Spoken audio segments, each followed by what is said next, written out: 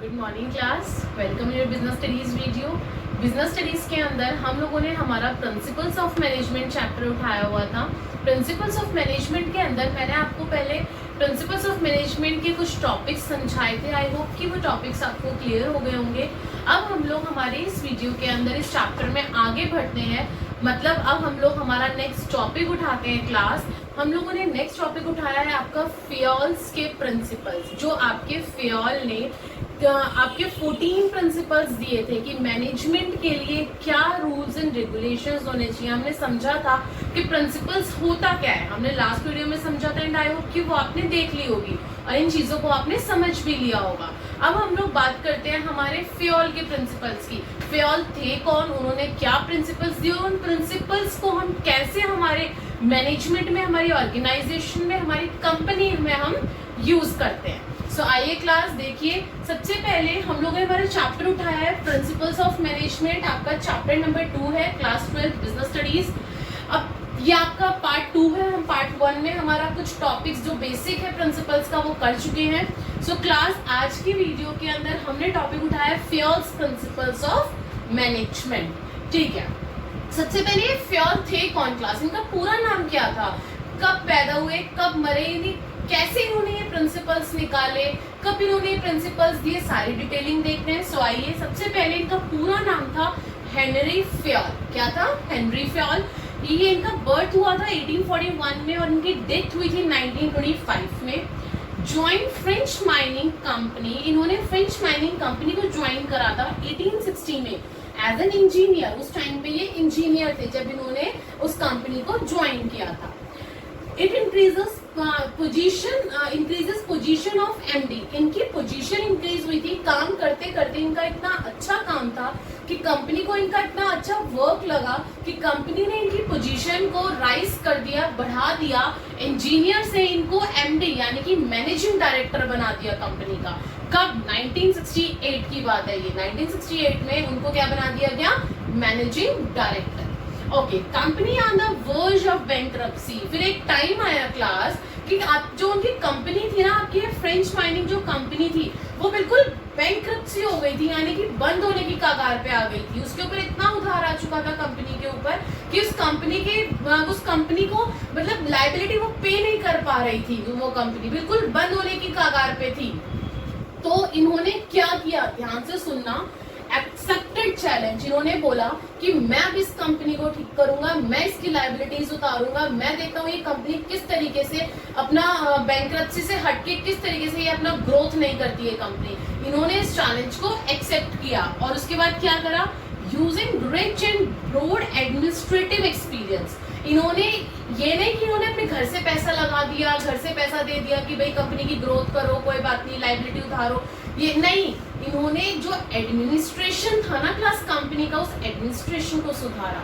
उस एडमिनिस्ट्रेशन के अंदर कुछ ऐसे रूल्स एंड रेगुलेशंस डाले कि सब लोग इस तरीके से काम करने लग गए कंपनी के अंदर कि वो कंपनी ऑटोमेटिकली अपने आप ग्रोथ की तरफ बढ़ने लग गई।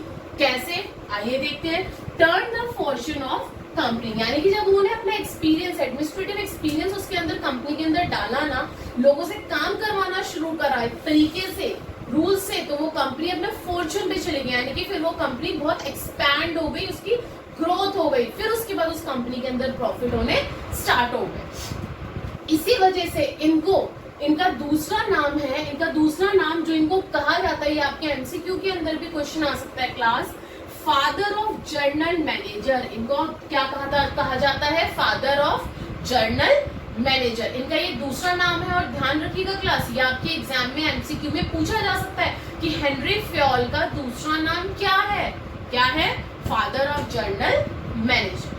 ओके, ये तो था हेनरी फियोल के बारे में कुछ थोड़ी सी हिस्ट्री जो मैंने आपको बताई कि वो थे कौन, किस तरीके से उन्होंने एडमिनिस्ट्रेशन के अंदर ये रूल्स रेगुलेशंस लेकर आए, किस पोजीशन पे लाए, सारी चीजें बताई। अब हम लोग बात करते हैं हमारी वो 14 प्रिंसिपल्स की, वो 14 प्रिंसिपल्स की कि कौन से ऐसे 14 प्रिंसिपल्स है भाई जिनसे कंपनी एकदम बैंक्रप्सी की पोजीशन से एकदम हाई लेवल पे चली गई, यानी कि वो इतनी अच्छी हो गई कि वो प्रॉफिट अर्न करने लग गई। सो आइए देखते हैं class, principles of management developed by Fayol. सबसे पहले उन्होंने बोला डिवीजन ऑफ वर्क। लोगों को काम करने का तरीका नहीं था क्लास। क्या होता था, जो एग्जाम्पल मैंने इसमें लिया है वही एग्जाम्पल मैं आप लोगों को बताना चाहती हूँ कि अब मान लो कि ये मैन्युफैक्चरिंग कंपनी है, फर्नीचर मैन्युफैक्चर कर रही है वो कंपनी। अब ये नहीं पता कि कौन जाके अपना वुड काट के ला रहा है, कौन उसकी फिनिशिंग कर रहा है, कौन उसे पेस्ट कर रहा है, कोई सलीका नहीं था काम का। उन्होंने क्या करा, सबसे पहला प्रिंसिपल निकाला कि काम को एक तरीके से बांटा जाए, डिवीजन किया जाए वर्क का। अब एक बात बताइए, मैं स्कूल का एग्जाम्पल लेती हूँ क्लास की, अगर किसी टीचर को ये नहीं पता कि उसे क्या सब्जेक्ट पढ़ाना है, कोई भी आ रहा है, कोई भी सब्जेक्ट पढ़ा रहा है, अब जैसे मैं बिजनेस पढ़ा रही हूँ, कोई दूसरा टीचर आ रहा है वो भी बिजनेस पढ़ा के जा रहा है, आपको इंग्लिश नहीं पढ़ाई जा रही स्कूल में, जिसको जो सब्जेक्ट आता है वो पढ़ा के जा रहा है, तो क्या हो रहा है, कंफ्यूजन हो रहा है ना, आपको डबलिंग हो रही है ना। मतलब क्या कहते हैं कि एक टीचर बार बार दूसरा सब्जेक्ट पढ़ा रहा है, एक सब्जेक्ट हो ही नहीं रहा है, एक काम हो ही नहीं रहा है, दूसरे काम। तो उसी तरीके से ये प्रिंसिपल निकाला गया कि तरीके से काम को बांटा जाए छोटे छोटे यूनिट्स के अंदर, ताकि सारे काम, जितने भी काम है वो सारे ढंग से हो जाए और आपका एक फर्नीचर जो है वो मैन्युफैक्चर होके बिल्कुल रेडी फर्निश होके तैयार हो जाए। सो आइए देखिए क्लास क्या बोल रहा है, work divided into smaller task और जॉब। काम को छोटे छोटे टास्क में और जॉब्स में बांट दिया गया। कैसे? Done by specialist. पहले ये देखा गया कि कौन किस काम में स्पेशलिस्ट है, कौन किस काम में माहिर है। जैसा आपके स्कूल में देखा जाता है कि कौन टीचर क्या पढ़ा सकता है, उसको वही सब्जेक्ट मिलेगा ना। अब ऐसा तो है नहीं कि मैं अकाउंट्स और बिजनेस पढ़ाती हूँ तो मुझे कह दिया जाए कि आप इंग्लिश पढ़ाइए मैम, या फिर आप कोई और सब्जेक्ट पढ़ा दीजिए, तो क्या वो पॉसिबल है? नहीं है। तो उसी तरीके से होता है आप लोगों का कंपनी के अंदर भी यही चीज होती है क्लास कि डन बाय स्पेशलिस्ट, जो जिस चीज में माहिर है, स्पेशलिस्ट है, उसको वही काम दिया जाता है। उससे क्या होता है, ग्रेटर एफिशिएंसी, इफेक्टिवनेस, एफिशिएंट आता है आपके काम के अंदर कि जो आपका पर्सन है, जो एम्प्लॉय है, वो काम को अच्छे तरीके से करता है। इंक्रीज प्रोडक्टिविटी, अगर वो अच्छे तरीके से करेगा तो प्रोडक्शन ऑब्वियस सी बात इंक्रीज होगी। जो जिसको काम आता है अगर उसको आप वही काम दोगे तो प्रोडक्शन तो ऑटोमेटिकली इंक्रीज हो जाएगी आपकी। और लास्ट में डिक्रीज इन अननेसेसरी वेस्टेज, और आपका वेस्टेज नहीं होगा किसी चीज का। किसी को लकड़ी काटना नहीं आता, वो लकड़ी तो काट के ले आया, वुड तो काट के ले आया, लेकिन तरीके से काट के नहीं लाया। जिस तरीके से फर्नीचर के लिए काटना चाहिए था वो उसे पता ही नहीं था, वो स्पेशलिस्ट है ही नहीं उसमें। तो क्या हुआ, आपका रिसोर्सेज का वेस्टफुल हुआ, टाइम का वेस्ट, सॉरी रिसोर्स वेस्ट हुए, आपके टाइम वेस्ट हुआ आप लोगों का। तो इसलिए कहा जाता है कि डिवीजन ऑफ वर्क के अंदर जो जिस चीज के लिए स्पेशलिस्ट होता है उसे वही काम दिया जाए और सारा काम छोटे छोटे जॉब्स में और यूनिट्स में बांट दिया जाए। ठीक है, अब देखो यहाँ पे मैंने वही एग्जांपल लिया in furniture manufacturing company. Furniture manufacturing कर रही है, पहला पर्सन है उसको काम दे दिया कि आप खाली कटिंग वुड के पीसेस काट के लाएंगे।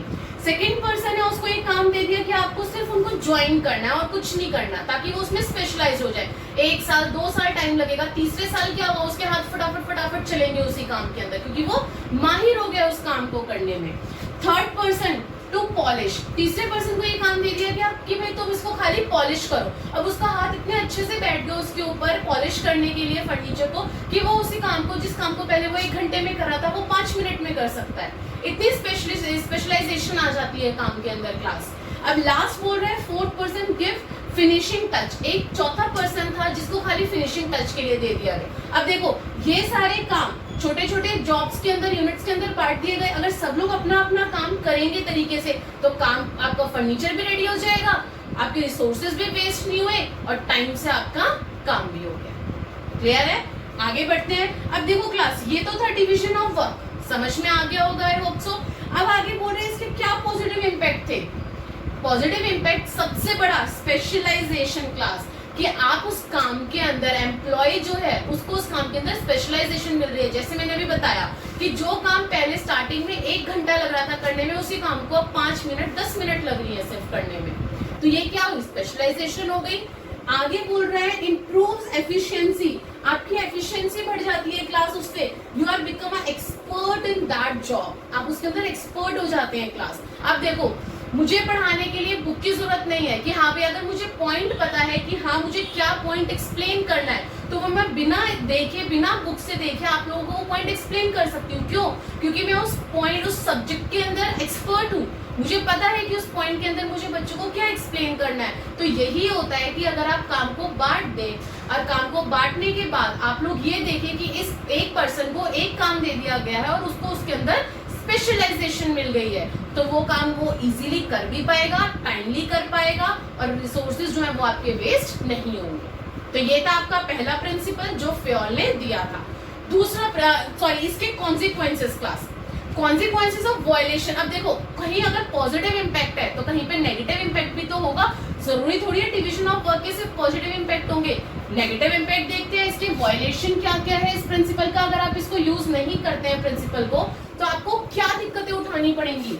Overburden on a single employee, अगर एक ही पर्सन को हम काम दे दे कि फर्स्ट पर्सन को भाई तुम ही पहले लकड़ी काट के लाओ, फिर ज्वाइन करो, फिर उसके बाद पॉलिश करो, फिर उसके बाद तुम इसको फिनिशिंग टच करो, तो उस एक पर्सन के ऊपर वो एक पर्सन पूरे दिन में सिर्फ एक ही फर्नीचर बना पाएगा, जाएगा उसको ज्वाइन करेगा, फिर उसको पॉलिश करेगा, फिर फिनिशिंग देगा, तो क्या होगा, लॉस होगा ना, ओवरबर्डन हो गया ना वो एम्प्लॉय। तो यही वो बोल रहा है कि सबसे पहले overburden, wastage of time and resources. अगर उसको एक ही काम दे दिया जाए खाली लकड़ी काटने का, उसे पता है उसे किस तरीके से काटनी है, वो धड़ धड़ धड़ लकड़ियां काटता चला जाएगा। लेकिन वहीं पे अगर उसको ये बोला पहले लकड़ी काटो, फिर दूसरा काम करो, फिर तीसरा भी तुम करो, चौथा भी तुम करो, तो क्या होगा, वो लकड़ी एक बार काटेगा, दूसरी बार काटेगा, तीसरी बार उससे गलत कट गई, सही कट गई, कुछ वो नहीं है, उसका कोई स्पेशलाइजेशन नहीं है किसी एक काम के अंदर। तो इस तरीके से नहीं होता है। उस पर एक तो रिसोर्सेज का वेस्टफुल होता है उस केस के अंदर अगर काम ना बांटा जाए तो, और दूसरा आपका टाइम का वेस्ट होता है, आप लोगों का टाइम, एम्प्लॉय का टाइम। नेक्स्ट है कंफ्यूजन। अब वो कंफ्यूज हो जाएगा क्लास, अगर उसी पर्सन को कह दिया कि तुम ही जाओ, वो सोचेगा मैं किस टाइम काट के लाऊं लकड़ी, किस टाइम मैं बनाऊं, क्या करूं, वो खुद ही कंफ्यूज रहेगा कि मैं कैसे क्या करूं। अगर आपको एक ही टाइम पे आपको कह दिया जाए कि 1 घंटे के अंदर आप सारे सब्जेक्ट पढ़ लो, क्या आप पढ़ पाओगे? नहीं पढ़ पाओगे ना, कंफ्यूज हो जाओगे, अरे मेरे पास सिर्फ 1 घंटे है, 1 घंटा है, मैं पहले 10 मिनट में क्या पढ़ूं, बाद वाले 10 मिनट में क्या पढ़ूं, क्या करूं क्या ना करूं, आप खुद कंफ्यूज हो जाओगे। इसी तरीके से एम्प्लॉय के साथ है क्लास, वो भी कंफ्यूज हो जाएगा। आगे बढ़ते हैं, कंफ्लिक्टिंग सिचुएशन। कई बार क्या होता है ना कि कंफ्लिक्टिंग सिचुएशंस आ जाती है, इतना इरिटेट हो जाता है ना एम्प्लॉय कि उसके मन में अपने आप ही हो जाता है कि बस अपने आप उसके मुंह से ना कुछ गलत वर्ड्स निकलना स्टार्ट हो जाते हैं, जो भी है, मतलब कि देखो मुझे इतना काम दे दिया है, कोई बात थोड़ी होती है कि सारा काम मैं ही करूंगा, ये है वो है, मतलब अपने आप जो सिचुएशन क्रिएट होती है ना, वो कंफ्लिक्टिंग सिचुएशन क्रिएट होनी स्टार्ट हो जाती है। क्लियर है? तो ये था आपका डिवीजन ऑफ वर्क, उसके कुछ पॉजिटिव इफेक्ट्स और उसके consequences of violation of this principle. अगर आप इस प्रिंसिपल को नहीं अप्लाई करते हैं तो क्या नेगेटिव इम्पैक्ट आते हैं। अब सेकंड हम लोग पढ़ते हैं class principle authority and responsibility. Second principle का नाम है आपका अथॉरिटी एंड रिस्पॉन्सिबिलिटी। अब क्लास अथॉरिटी एंड रिस्पॉन्सिबिलिटी, पहले इन दोनों वर्ड का मतलब बताना चाहूंगी। अथॉरिटी का मतलब होता है कि आपके पास ताकत है, पावर है किसी भी काम, कोई भी काम करने की। और रिस्पॉन्सिबिलिटी का मतलब क्या है कि आपको जो काम दिया गया है ना, उस काम को आपको खाली टाइमली पूरा करके अपने मैनेजमेंट को दे देना है, दैट्स इट। आपकी कोई अथॉरिटी नहीं है, आपके पास कोई पावर नहीं है कि आप कोई डिसीजन ले सके। जिसके पास अथॉरिटी होती है ना, वो अकाउंटेबिलिटी भी होता है, वो अकाउंटेबल भी होता है क्लास। अकाउंटेबल का मतलब क्या होता है? अकाउंटेबल का मतलब होता है कि वो जवाबदेही होता है। अगर उसने वो काम किया है तो वो क्यों किया, सही करा तो कैसे करा, गलत करा तो क्यों गलत करा, गलत कैसे हो गया वो काम, तो वो क्या होता है, अकाउंटेबल होता है जिसके पास अथॉरिटी होती है। लेकिन जिसके पास रिस्पॉन्सिबिलिटी होती है ना, उसे सिर्फ काम अपना टाइमली कंप्लीट करना होता है। कैसे समझते हैं, एग्जाम्पल के थ्रू भी समझेंगे। सबसे पहली बात authority, power to take decision. Authority है तो आपके पास पावर है कि आप कोई भी डिसीजन ले सकते हैं। लेकिन रिस्पॉन्सिबिलिटी में you have to just complete your job on time, कि आपको अपनी जॉब को कंप्लीट करना है टाइम से, दैट्स इट। कोई आप जवाबदेही नहीं है, आप किसी को कोई जवाब नहीं दोगे, आपने अपना काम कर दिया, खत्म बात, ठीक है। अब अगर हमें बैलेंस रखना है अथॉरिटी और रिस्पॉन्सिबिलिटी को क्लास, अगर हमें बैलेंस रखेंगे ना अथॉरिटी और रिस्पॉन्सिबिलिटी को, तब भी आपकी कंपनी सक्सेसफुल रन कर पाएगी। क्यों? देखो मैंने यहाँ पे डायग्राम बनाया, अगर अथॉरिटी ज्यादा है किससे, रिस्पॉन्सिबिलिटी से, अगर अथॉरिटी में ज्यादा कर देती हूँ रिस्पॉन्सिबिलिटी से, तो उस केस में क्या होता है, नेगेटिव रिजल्ट आते हैं। और कई बार क्या होते हैं, जो एम्प्लॉय होते हैं ना, वो मिसयूज कर लेते हैं अपनी पावर का। अब मान लो कि 5 एम्प्लॉयज हैं कंपनी के अंदर, एक एम्प्लॉय को कहा ए को कि भाई तुम्हारे पास अथॉरिटी है कि तुम इन सबकी डिटेलिंग लो कि कौन क्या कर रहा है क्या नहीं कर रहा। अब क्या होगा, उस ए का जिसके साथ झगड़ा होगा वो तो उसे ही ज्यादा काम देगा ना, तूने ये नहीं करा, तुमने ये नहीं करा, तुमने ऐसे नहीं करा, और वो उसकी शिकायत अंदर लगा देगा, करेगा ना। तो ये क्या हुआ, मिसयूज हुआ ना अथॉरिटी का। तो वो यही बोल रहे हैं कि ऐसा भी नहीं होना चाहिए कि आप किसी एम्प्लॉय को रिस्पॉन्सिबिलिटी से ज्यादा अथॉरिटी दे दो। लेकिन वहीं पर ही क्लास ऐसा भी नहीं होना चाहिए कि आप रिस्पॉन्सिबिलिटीज आ गई तो उसको अथॉरिटी ना दो, ऐसा भी नहीं होना चाहिए। ऐसा होगा तो क्या होगा, जो वर्कर है ना वो will not be able to complete job on time, वो अपना काम टाइमली नहीं कर पाएगा। कैसे, दिमाग में ये आ रहा होगा कि बट मैम ऐसे कैसे हो सकता है, जब उसके पास रिस्पॉन्सिबिलिटी है, अथॉरिटी तो वो तो काम को काम करना है ना, काम कर लेगा। नहीं क्लास, देखो कैसे, एग्जाम्पल देखना, they always have to take permission to do job. अगर उसको कुछ भी करना है ना, कुछ भी, उसे परमिशन लेनी पड़ेगी। कैसे, ए पर्सन, उसको एक पर्सन था, ए था, उसको ये कहा गया कि आपको 100 यूनिट्स बनानी है एक हफ्ते के अंदर अंदर। कंपनी ने बोल दिया कि भाई तुम्हें 100 यूनिट्स बनानी है एक हफ्ते के अंदर। ठीक है जी, बना दूंगा, लेकिन कंपनी ने साथ में ये भी कह दिया कि आपके पास कोई अथॉरिटी नहीं है कि आप परचेज कर सके रॉ मटेरियल। आपके पास कोई अथॉरिटी नहीं है, आपको अगर परचेज करना है तो आपको अपने मैनेजर से पहले परमिशन लेनी पड़ेगी, उसके बाद आप परचेज कर सकते हो। उसने कहा ठीक है, उसने भी बोल दिया। आगे क्या हुआ, work not completed as worker, काम वो कंप्लीट नहीं कर पाया। क्यों, क्योंकि रॉ मटेरियल उसके पास था नहीं, मंगवा वो सकता नहीं था। मैनेजर मान लो इन केस कंपनी में आ नहीं रहा था, कोई प्रॉब्लम थी जिसकी वजह से वो नहीं आ पाया। क्या हुआ, उसके पास अथॉरिटी नहीं थी कि वो रॉ मटेरियल मंगवा सके, लेकिन रिस्पॉन्सिबिलिटी थी क्लास। तो ऐसा भी नहीं होना चाहिए कि रिस्पॉन्सिबिलिटी तो दे दो आप उसको काम करने की, लेकिन उसको अथॉरिटी ना दो। तब भी उस केस में क्या होता है कि एक वर्कर जो है, जो एम्प्लॉय है, वो काम नहीं कर पाता है। क्लियर हुआ।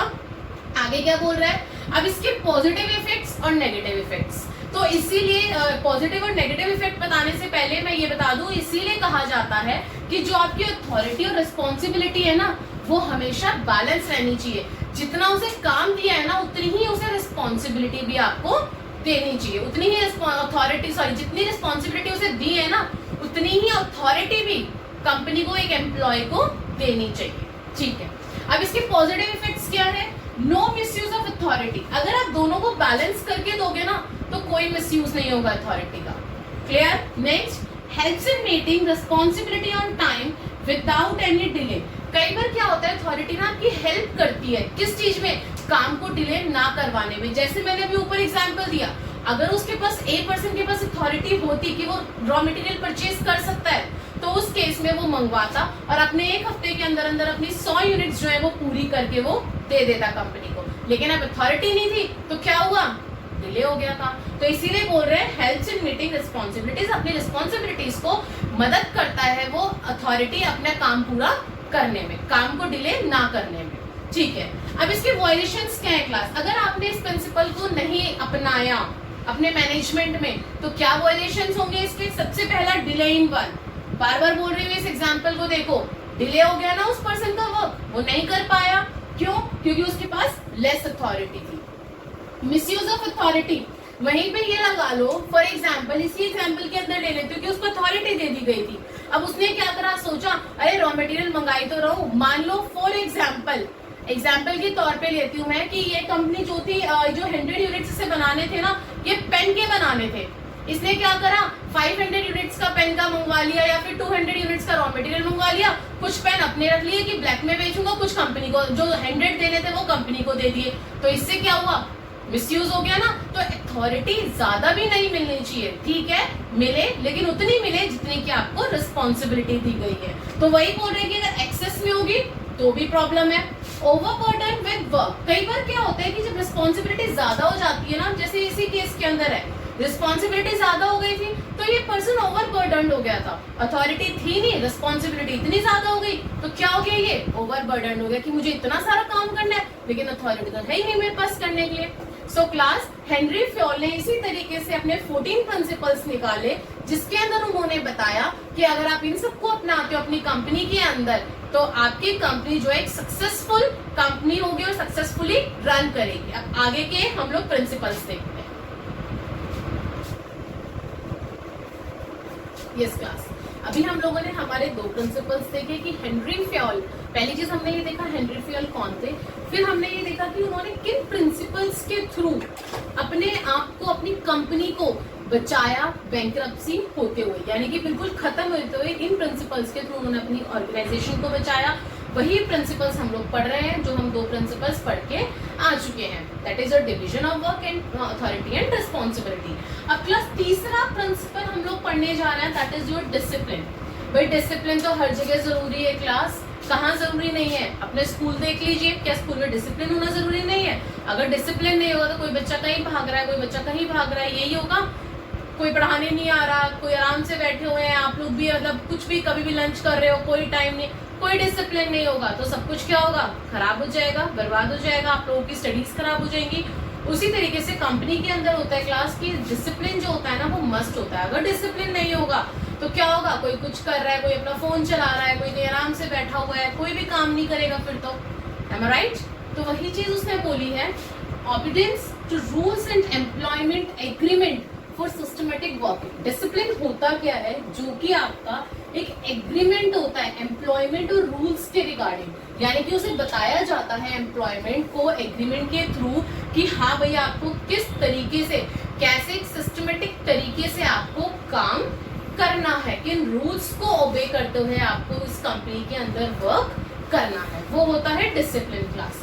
आगे बोलते हैं, आगे क्या बोल रहे हैं? फियोल ने क्या इंसिस्ट किया डिसिप्लिन के लिए? That discipline is required at superior as well as subordinate level. उसने ये कहा कि अगर सुपीरियर, अगर आपका सबऑर्डिनेट जो है, एम्प्लॉय जो है, अगर वो डिसिप्लिन को मेंटेन करता है ना तो साथ में अपना सुपीरियर को भी करना चाहिए। ऐसा नहीं है, एग्जांपल लेती हूँ कि बच्चे तो डिसिप्लिन में बैठे हुए लेकिन टीचर्स ही डिसिप्लिन फॉलो अप नहीं कर रहे हैं, टीचर्स टाइम से आके नहीं पढ़ा रहे हैं, स्कूल में टीचर्स टाइमली नहीं आ रहे हैं लेकिन बच्चे टाइम से आ रहे हैं, ऐसा नहीं होना चाहिए।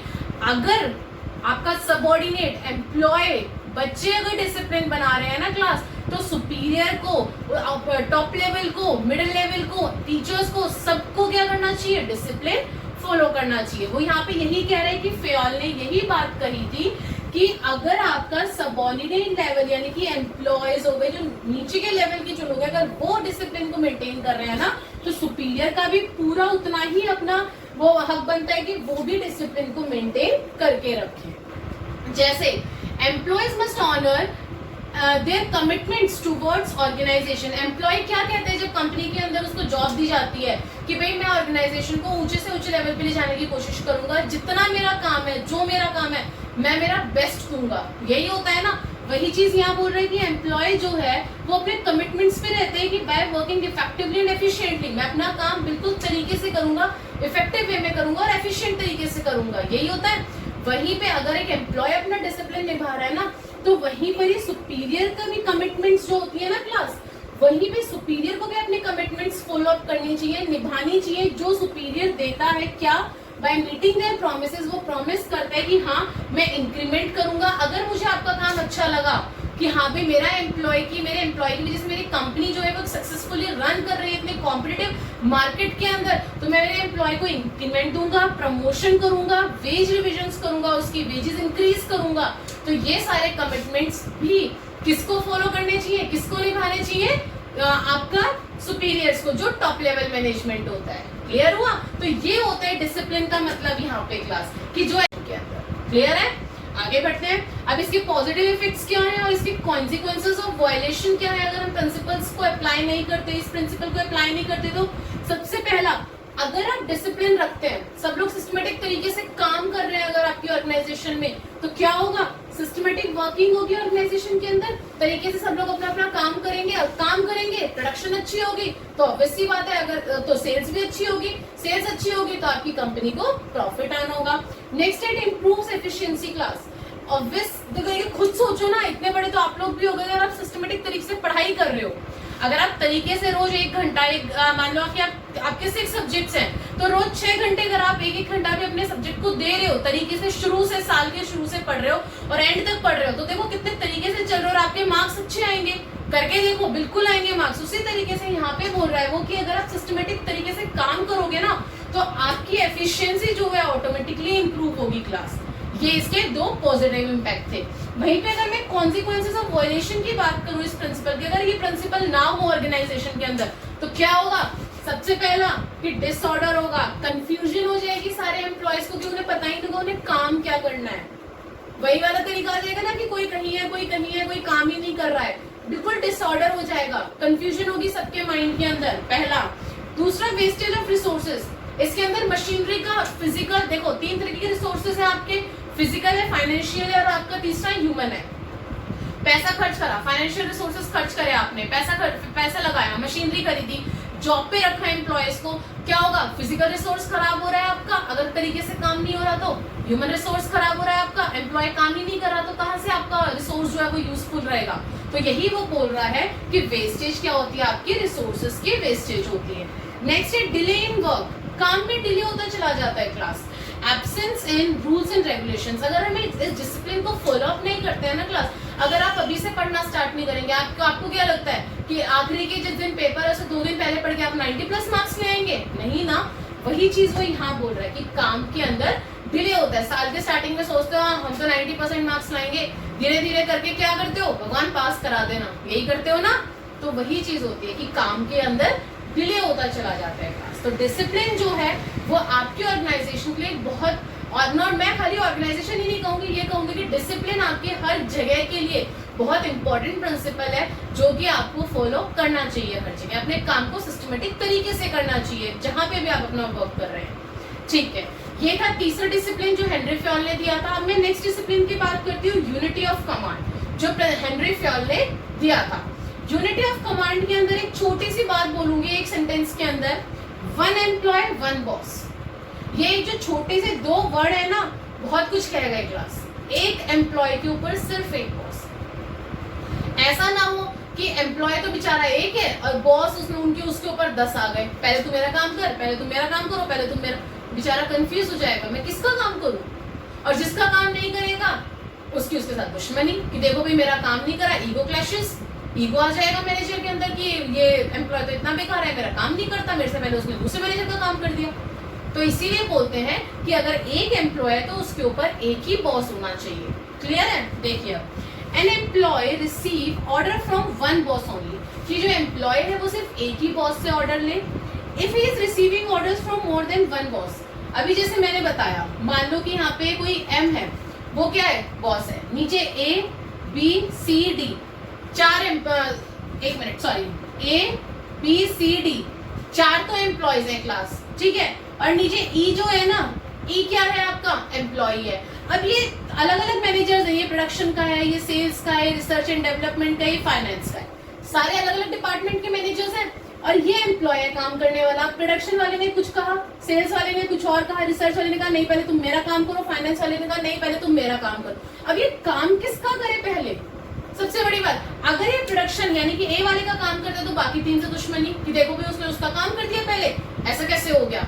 तो इसीलिए कहा जाता है क्लास कि हमेशा सिर्फ एक बॉस होना चाहिए। मैं ये वाला पॉइंट समझा रही थी, if he receiving order from more than 1 boss, अगर उसने एक बॉस से ज्यादा लोगों की सुनी, ज्यादा बॉस की सुनी, then he will get confused and will not be able to understand whose order must be executed first, कि मैं किसकी बात पहले मानूं, वो खुद कंफ्यूज हो जाएगा एम्प्लॉय। M right? ठीक है, एग्जाम्पल देखिए, मैंने यही एग्जाम्पल यहाँ उठाया है कि एक एम्प्लॉय है, प्रोडक्शन मैनेजर ने उसको कुछ ऑर्डर दिया, सेल्स मैनेजर ने उसको कुछ ऑर्डर दिया। क्या ऑर्डर दिया? प्रोडक्शन मैनेजर तो बोलते हैं कि अपना जो प्रोडक्शन है वो धीरे करो, इतना तेज मत भगाओ, कि तुम इतना तेज भगाए जा रहे हो कि उसकी जो क्वालिटी है ना वो मेंटेन नहीं हो पा रही है। किसकी? प्रोडक्ट की क्वालिटी मेंटेन नहीं हो पा रही है। वहीं पे सेल्स मैनेजर बोलते हैं नहीं तुम फास्ट करो प्रोडक्शन को, हमारी जो कुछ पेंडिंग सेल्स ऑर्डर है हमें उसे खत्म करना है, हमें उसे पूरा करना है हमारे सेल्स ऑर्डर को। हो गया ना कंफ्यूज, हमें किसकी सुनूं, अपने प्रोडक्शन मैनेजर की सुन के अपने क्या कहते हैं क्वालिटी को मेंटेन रखूं प्रोडक्ट की, या फिर मैं सेल्स मैनेजर को सुन के जल्दी जल्दी उसका जो पेंडिंग सेल्स ऑर्डर है उसको कंप्लीट करूं। तो यही वो यहाँ पे बोल रहा है कि कंफ्यूज एम्प्लॉय हो जाता है। अब इसकी पॉजिटिव और कॉन्सिक्वेंसेस देखिए, वॉयलेशन क्या क्या कह रहा है। सबसे पहला, नो कंफ्यूजन इन माइंड, अगर एक ही बॉस रहेगा तो कोई कंफ्यूजन नहीं होगी, वो सारा काम करता चला जाएगा।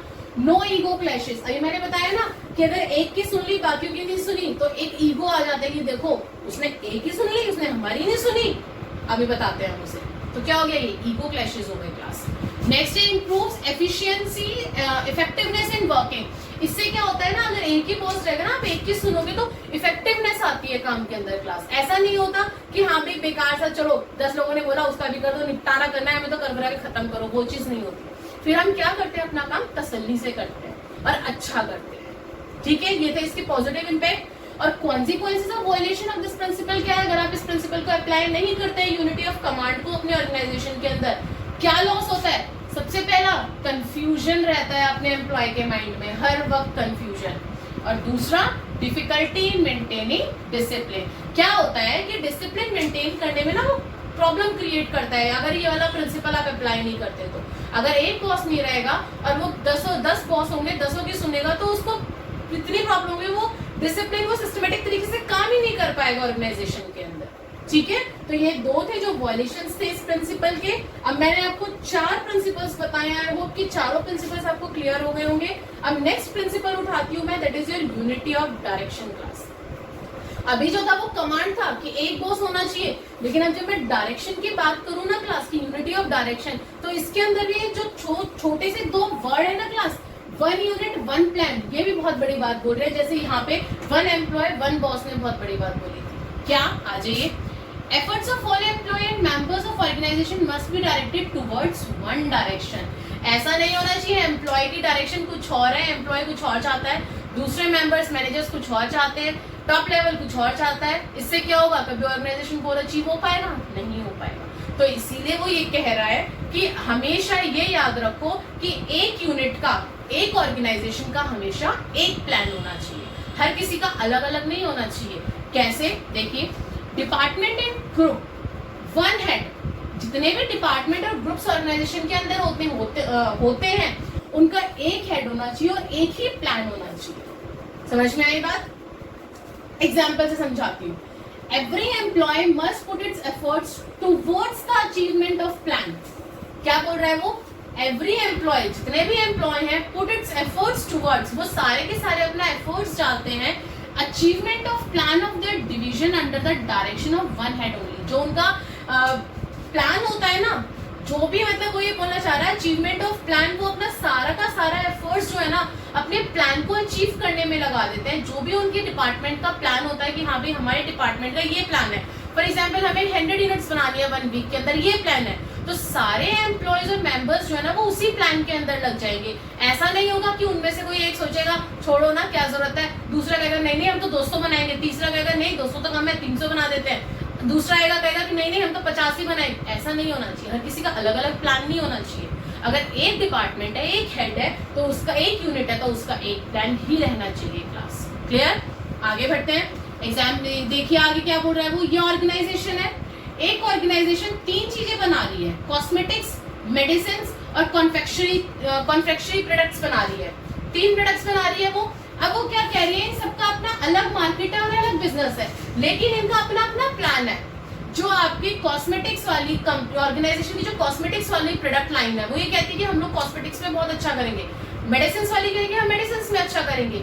इसी तरीके से वो यही बोल रहा है कि अगर एक यूनिट है ना तो उसका एक ही प्लान रखो, ऐसा मत करो कि एक दूसरे के अंदर घुस रहे, दूसरे तीसरे के अंदर, ऐसा नहीं होना चाहिए। क्लियर? आगे क्या बोल रहा है, इसके पॉजिटिव इंपैक्ट्स और कॉन्सिक्वेंसेज ऑफ वायलेशंस क्या क्या है। पॉजिटिव क्या है? Achievement of organisational goal.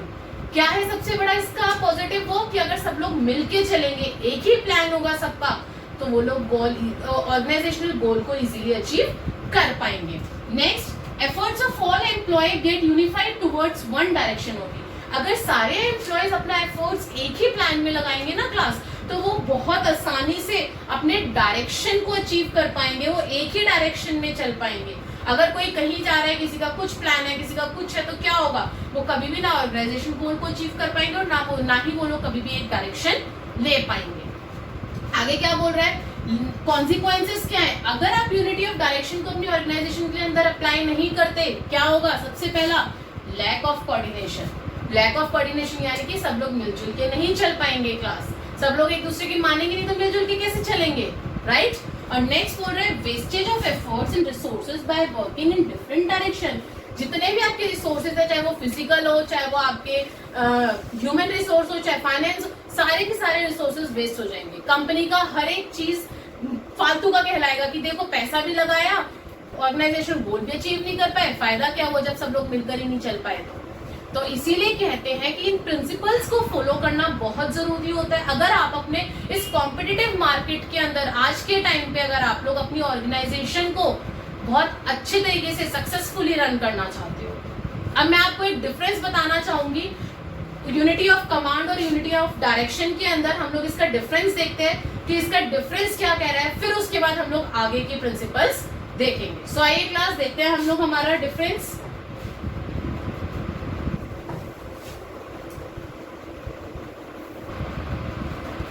Yes class, अभी हम लोगों ने हमारे 5 प्रिंसिपल्स देखे कि हेनरी फ्योल ने हमारी ऑर्गेनाइजेशंस के लिए कौन कौन से प्रिंसिपल्स निकाले, रूल्स निकाले जो कि हमें फॉलो करने चाहिए, जिससे कि हमारी कंपनी जो है, हमारी ऑर्गेनाइजेशन जो है वो सक्सेसफुली रन कर सके। सो क्लास उन 5 प्रिंसिपल्स के बाद आप लोगों को कमांड और डायरेक्शन दोनों में आई होप की कंफ्यूजन हो रही होगी कि यूनिटी ऑफ कमांड जो है आप लोगों का वो क्या होता है और यूनिटी ऑफ डायरेक्शन जो है वो क्या होता है, इन दोनों के अंदर डिफरेंसेस क्या होते हैं, ठीक है।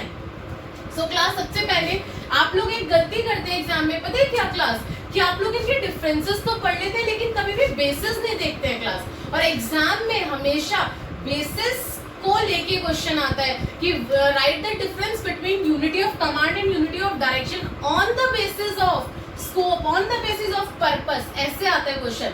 आप लोग क्या करते हैं, खाली डिफरेंस का ये पार्ट पढ़ जाते हैं, बेसिस देखते ही नहीं है कि कौन सा पार्ट पर्पस का है, कौन सा पार्ट स्कोप का है, कौन सा, आप लोग ये चीजें चेक ही नहीं करते हैं कभी भी, जिसकी वजह से आप लोग प्रॉब्लम में आ जाते हैं। तो क्लास बेसिस को सबसे पहले इंपॉर्टेंस दीजिए, बेसिस देखिए कि बेसिस क्या कह रहे हैं।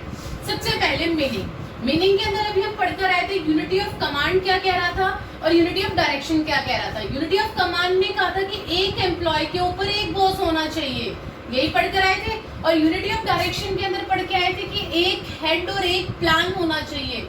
तो वही चीज यहाँ पे लिखनी है हमें, क्या means that a subordinate should receive orders and instruction from one boss only, कि हर कोई जो हर सबऑर्डिनेट एम्प्लॉय है वो सिर्फ एक ही बॉस से रिसीव करे ऑर्डर और इंस्ट्रक्शन। वहीं पे यूनिटी ऑफ डायरेक्शन क्या कह रहा था, it advocates one head one plan, कि सबका एक ही प्लान होना चाहिए for a group activity having the same objective. ऐसा ना हो कि अगर 10 मेंबर है तो 10 में से 5 मेंबर का एक ऑब्जेक्टिव है, एक प्लान है, 2 का एक है, 3 का अलग है, ऐसा नहीं होना चाहिए। ओके, सेकेंड है स्कोप। स्कोप क्या होता है यूनिटी ऑफ डायरेक्शन और कमांड का। यूनिटी ऑफ कमांड का होता है कि पर्सनल यानी कि एम्प्लॉय के ऊपर ध्यान दिया जाता है इसके अंदर, कि एम्प्लॉय ढंग से काम करे, एम्प्लॉय के ऊपर एक ही बॉस हो ताकि वो कंफ्यूज ना हो। वहीं पे जो यूनिटी ऑफ डायरेक्शन है ना, इसके अंदर आपका डिपार्टमेंट और ऑर्गेनाइजेशन को ध्यान में रखा जाता है, उसके ऊपर फंक्शनिंग की जाती है कि हमारी ऑर्गेनाइजेशन जो है ना, पूरी होल एज अ ऑर्गेनाइजेशन वो सक्सेसफुली रन करे, वो जो है ना अपने गोल को अचीव कर सके, उसका प्लान पूरा हो सके, ये होता है इसका स्कोप। नेक्स्ट है क्लास पर्पस। अब पर्पस क्या होता है यूनिटी ऑफ कमांड और यूनिटी ऑफ डायरेक्शन का।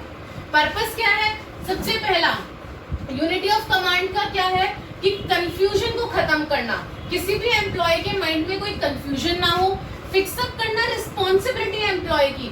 जैसे कि आपके स्कूल में टीचर्स का है, क्या है कि एक टीचर एक सब्जेक्ट पढ़ाएगा, दूसरा टीचर दूसरा सब्जेक्ट पढ़ाएगा, तीसरा टीचर तीसरा सब्जेक्ट पढ़ाएगा, ये होती है ना रिस्पॉन्सिबिलिटी। उसी तरीके से आपकी कंपनी के अंदर हर एम्प्लॉय की रिस्पॉन्सिबिलिटी को फिक्स कर देना कि कौन सा एम्प्लॉय क्या काम करेगा।